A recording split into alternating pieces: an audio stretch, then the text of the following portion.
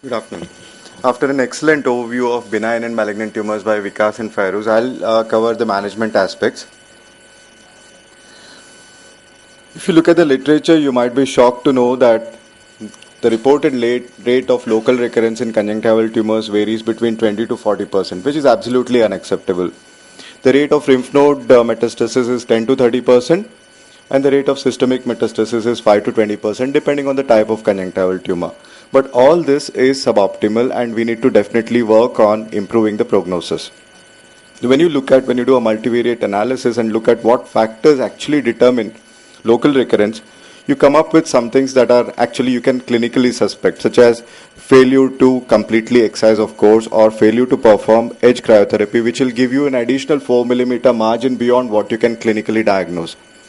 Positive resection margins and bays that are not further given attention by the clinician are obvious facts for local recurrence.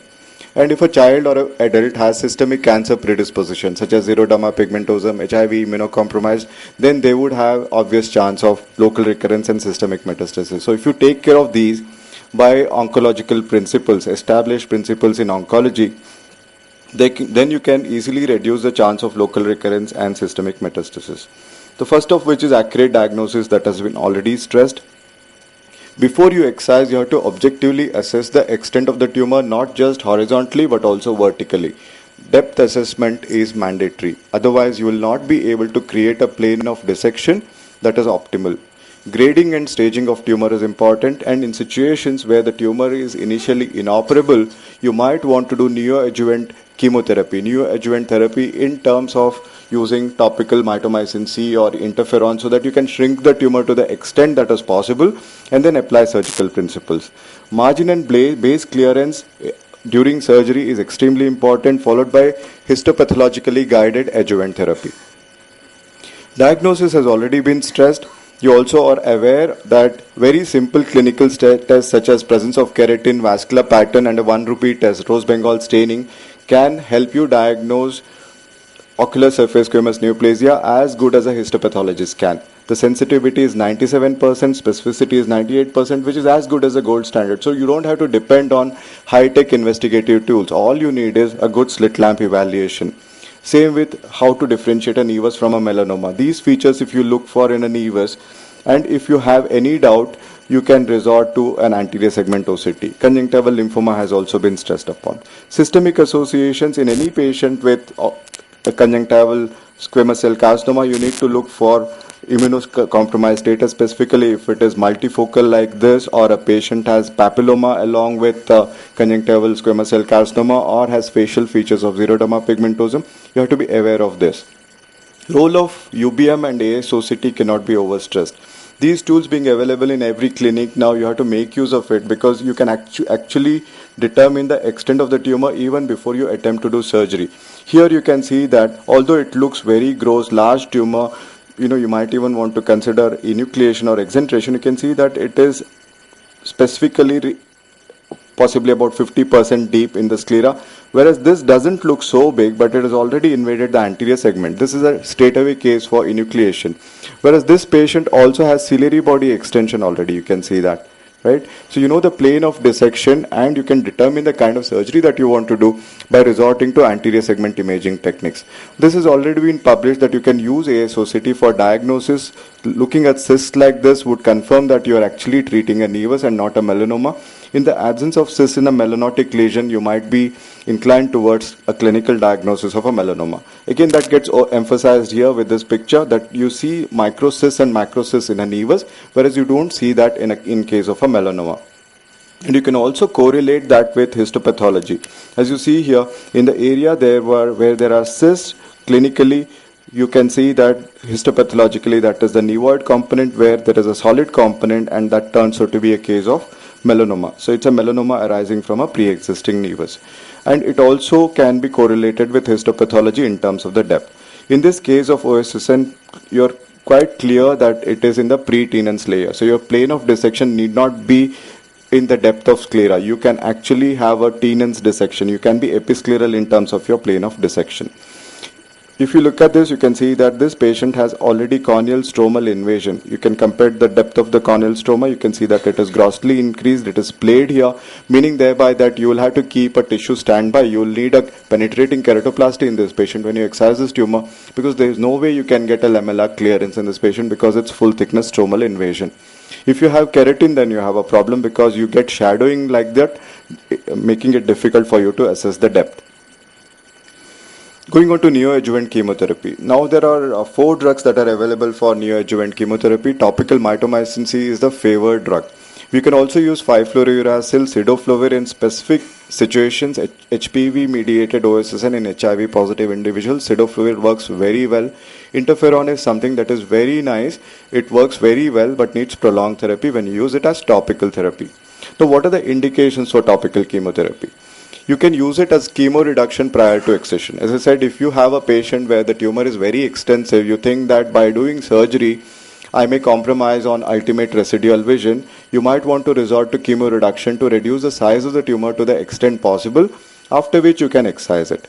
Corneal lesions in the visual axis are clear indications for topical chemotherapy, because there, if you go little deeper, then you might end up with a corneal residual scar which may preclude good vision.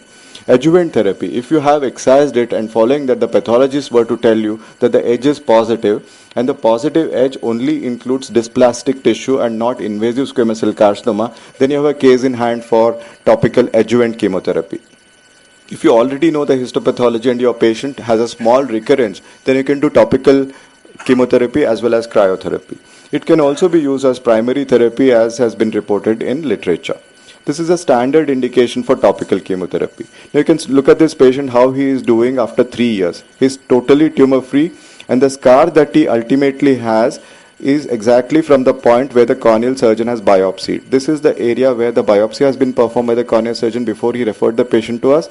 You can see that that is the area where ultimate scar has resulted. Imagine if the entire tumor were to be excised by the corneal surgeon, then you would possibly have a similar scar in the pupillary axis as well, precluding 20/20 vision that the patient has now. So this is a standard indication for topical chemotherapy when the patient has predominantly corneal OSSN. OSSN, as you know, is a limbal stem cell disease. It can arise from the limbal stem cell as the epicenter, can extend to the cornea as well as the conjunctival side. But some patients predominantly have the corneal epithelial invasion, and it is a clear indication for topical therapy. This patient had recurrent tumor, and we already knew the diagnosis, and he got cleared with 2 cycles of topical mitomycin C.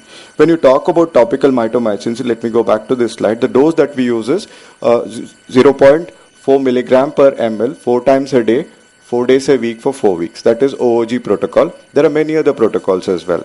So what you do is you start with 4 times a day, 4 days a week for 4 weeks. That is 1 cycle. After which you give a 2-week lucent time and you start the second cycle again. Before you start the second cycle, you re-evaluate the patient.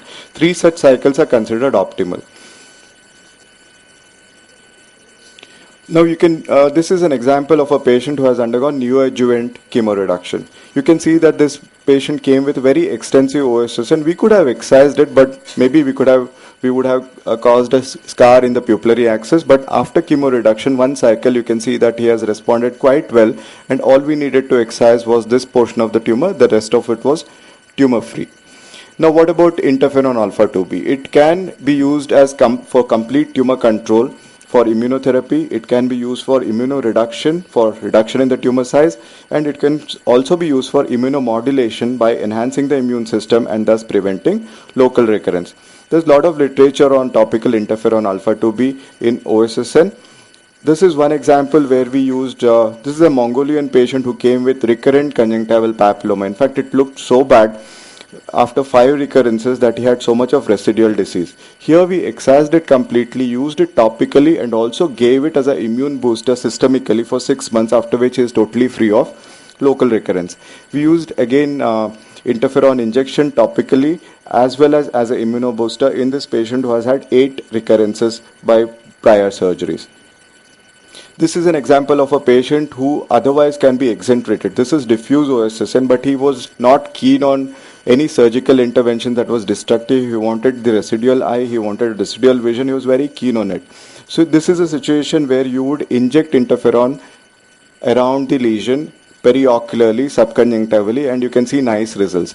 After 3 injections, what he has now left is only tumor at the lid margin, which can be safely excised, or if you want to do cryotherapy, the entire bulbar component is completely gone.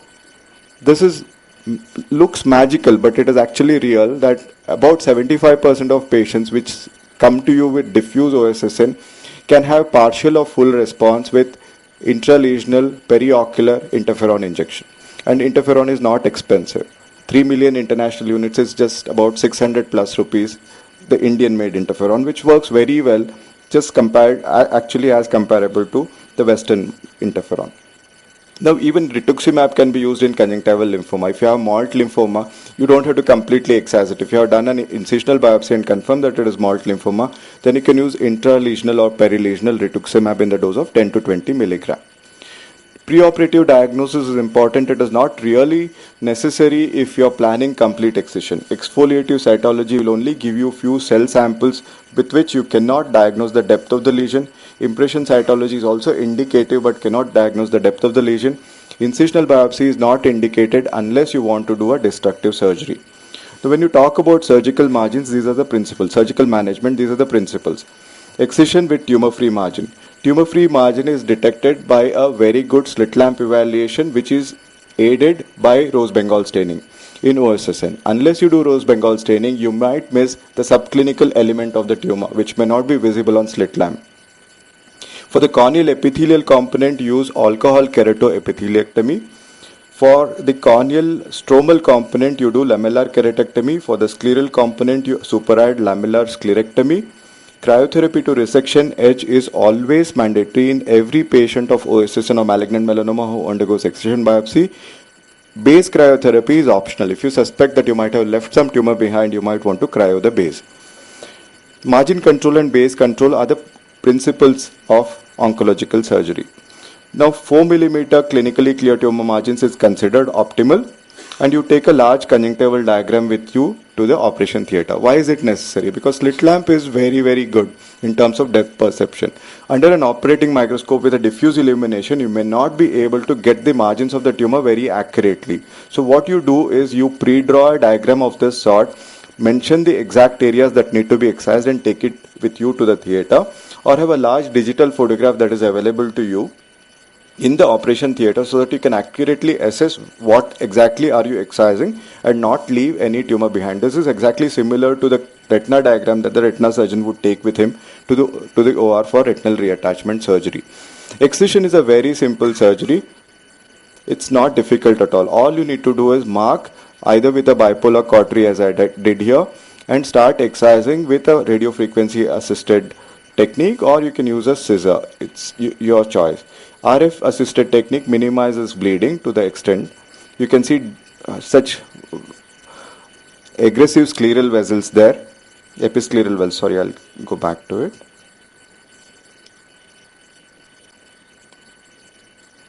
Right, you can see such aggressive scleral vessels there, which will start bleeding if you use only scissor and Bart Parker's knife. You reach the limbus from the conjunctival side, then you apply absolute alcohol to the corneal epithelial component, let it turn subtle grey, and then scroll the corneal epithelium towards the limbus. Now you reach the limbus both from the corneal side as well as from the conjunctival side. I use a wet technique where there will be constant irrigation and aspiration so that I can see what I am excising. All you do here is simple lumpectomy, superficial lumpectomy, to excise the tumor from the limbus. Then you do reverse cryotherapy. Cryoprobe is under the edge of the conjunctiva, freeze it and thaw it, spontaneously thaw it for twice. That is double freeze thaw cryotherapy, and repair the ocular surface with a glued on amniotic membrane. You can use any sort of ocular surface reconstruction that you wish. You can use a conjunctival autograft that if you want, or glued on AMG, which works very well.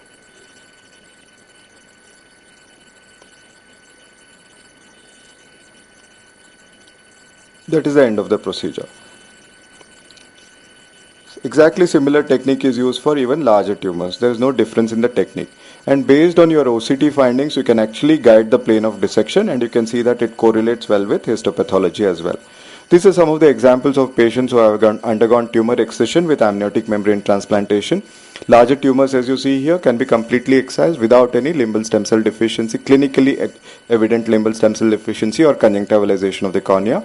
Melanomas of this size can also be completely excised with little bit of conjunctival scarring, of course, but the margin and the base were clear. One more example of a patient with conjunctival melanoma with corneal invasion after excision. Now, if you have a balloon cell nevus like this, which looks very malignant, but actually it's a benign tumor, that can also be completely excised with amniotic membrane transplantation. What if you are dealing with a patient with, say, conjunctival lymphoma? Would you do excisional biopsy?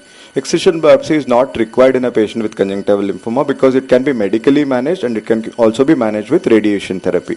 So all you do here is do an incisional biopsy. This is a conjunctival stromal tumor or a epibulbar tumor. So there is no point in doing a conjunctival biopsy. You need to make a conjunctival incision in a hidden area. So you can actually choose, forgetting about the palpebral lobe of the lacrimal gland, you come little anterior to it in a hidden area, make a semilunar incision, separate the conjunctiva, go under it and do an incisional biopsy. If you just take the full thickness conjunctiva, you may not get the deeper component of the tumor. If you have a nevus, how would you excise? If you have a nevus like this, you can see subtle pigmentation around the nevus. So if you excise it very tight just around the nevus, then you might get a recurrence. Because this may be a child that you are excising and you always have a amelanotic component in the nevus that may come up over a period of time, that may get pigmented as the child undergoes hormonal variation during puberty. So what you do is you still, despite it being a benign tumor, still give a 2 to 3 millimeter clear margin all around it and excise it completely and repair the defect as appropriate. When you excise a nevus, don't excise the tenons. If you excise tenons, then the scarring will be more. Do a pre-tenons dissection. Do only a conjunctival dissection and excise the nevus. And when you have a patient with dermolipoma, somebody was asking, you have to be very careful about the lateral rectus and the lacrimal gland. So you have to identify the palpebral lobe of the lacrimal gland and make your incision anterior to it and make a semilunar incision like this. This is generally subconjunctival. Only one portion of the dermolipoma would be adherent to the conjunctiva. You have to identify that area where there is full thickness adhesion and go subconjunctival on both sides, spare the lateral rectus and debulk it and repair the defect if you need to with amniotic membrane. If you have extensive tumors like this with orbital extension, then you have to resort to orbital exentration. And when you do that, you leave the skin flap intact from the upper lid and lower lid and suture them together. That's called transverse blepharophy. That will give a nice concave surface to the socket that you have left, and so that you can put an exentration prosthesis. Now, post-surgery protocol, you have to provide adjuvant therapy guided by histopathology. And how does the histopathologist help? He'll talk next, but in brief, what you expect from the pathologist is are the edges clear that you have excised? If the edges are not clear, then he has to tell you what are the edges affected by. Is it dysplasia? Is it carcinoma in situ? Or is it invasive squamous cell carcinoma? The treatment is different for each of that. If it is just dysplasia and carcinoma in situ, you would already done edge cryotherapy anyway. That would take care of it. But if you want to be extra careful, you can give adjuvant chemotherapy, topical chemotherapy. But if it is invasive squamous cell carcinoma at the edge, then you have a case for re-excision of the edge. Follow-up is necessary. This is how the resection margins would look like, tumor-free margins. Now, what about resection base positivity? If the pathologist were to clearly tell you that the resection base has invasive squamous cell carcinoma, you have no other choice. Either go ahead and re-excise or treat the base with plaque brachytherapy. Plaque brachytherapy is extremely useful because you don't have to do any further surgery on the patient and you can easily treat a depth of about 2 millimeters, that is the thickness of the sclera, and give excellent results as you see here. Plaque can also be fashioned like this. This is a custom designed ruthenium plaque with emulsion on both sides where you can treat both the palpebral conjunctiva as well as the bulbar conjunctiva. These are called conformer plaques. Now, if you have a tumor of this sort where there is anterior orbital extension, earlier, 5 years ago, 7 years ago, you would resort to either extended enucleation or even orbital exentration. Now, with limited excision and plaque brachytherapy, you can see that the tumor is completely gone. These are stable results after 2 or 3 years of plaque brachytherapy. Don't be afraid of this white sclera. This is avascular but tectonically very stable, thick, nice scarred sclera. It will never give way. Don't be worried about it. You can see uniformly that the sclera remains avascular in the plaqued area, but the tumor is completely gone and the patient maintains excellent vision. Ruthenium delivers excellent dose just to the base of the sclera, and it doesn't penetrate intraocularly with the dosimetry that you do. So there is no retinal affection, there is no radiation retinopathy, there is no ciliary body shutdown despite you treat in that area. More examples of plaque brachytherapy, right? These are all patients who have been treated with plaque brachytherapy where the tumor has invaded the sclera. Plaque can be primarily done without prior surgery or done as an adjuvant measure after after excision of the tumor. This is a huge melanoma that you see here, and then that has again been taken care of by excision followed by plaque brachytherapy. You don't even see the scar in that area where surgery has been done, and the patient is tumor free. So the success of plaque brachytherapy is about 90% in patients who have specifically scleral invasion following excision or primarily scleral invasion prior to excision. Sentinel lymph node biopsy has been partially covered. It is definitely indicated in thicker tumors more than 2 mm in melanoma. May not be necessary in squamous cell carcinoma. There's a lot of experience at RP Center that's being generated, and we look forward to more data from them before we make it as a routine in most of our patients. So with the protocol-based management, what is the change in percentage of recurrence? I began with saying that we have about 20 to 40% recurrence. If you were to excise a tumor, not bothering about what the histopathology tells us, not bothering about what is the extent of the tumor, not bothering about using Rose Bengal as a staining guide, we have 20 to 40% recurrence. But if you follow the protocol-based management, the chance of recurrence is less than 5%. And that too mostly in patients who have systemic affections such as xeroderma pigmentosa or HIV seropositive patients. And the regional lymph node metastasis is reduced to less than 2%, which is acceptable. From 20 to 40%, you have brought it down to less than 5%, that too in predictable subgroups which can be followed up carefully. So, I would conclude that excision with tumor-free margins is the treatment of choice for malignant conjunctival tumors, and newer advances such as anterior segment imaging, topical chemotherapy, and plaque brachytherapy are very promising. Thank you so much.